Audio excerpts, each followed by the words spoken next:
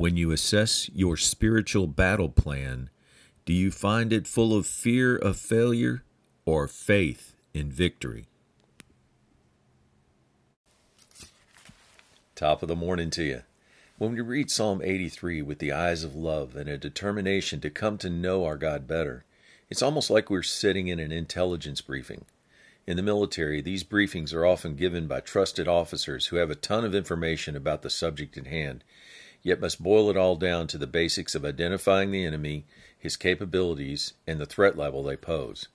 There's not a lot of emotion behind the briefing. It's just a presentation of facts from a seemingly disinterested third party trying to build a strategy to how to defeat the enemy, complete with recommendations of how to do so.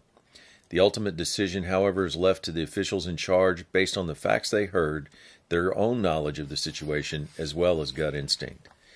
In this briefing to God, the psalmist is the presenter, and he lays out the intelligence. He begins with an introduction that is a brief summary of why God should pay attention and the urgency of the situation.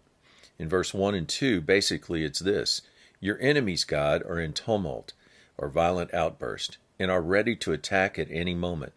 The psalmist declares, we have a look at the enemy's plans against God's people. They have allied themselves with fellow haters of God for the purpose of destroying Israel and wiping them off the face of the earth. Verse 4. The enemy is united and determined in their cause. In fact, they made a covenant to do so.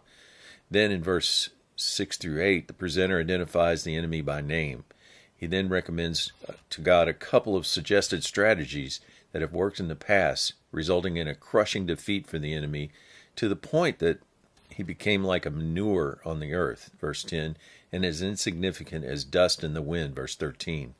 The suggested weaponry is the use of nature, by violent tornadoes and hurricanes complete with wind-blown fires. This recommended action should bring about almost a full surrender of the enemy, enough to make believers out of them, with a bottom-line goal and objective of getting them to come to learn about God personally as the one and only Most High God in all the earth. Verse 18.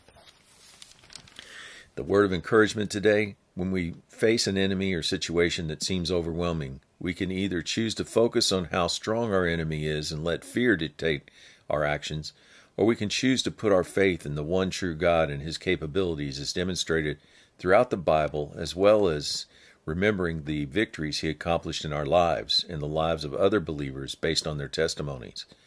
We then bring these facts to God in faith that He is great and we can do all things through Christ that strengthens us. Philippians 4:13.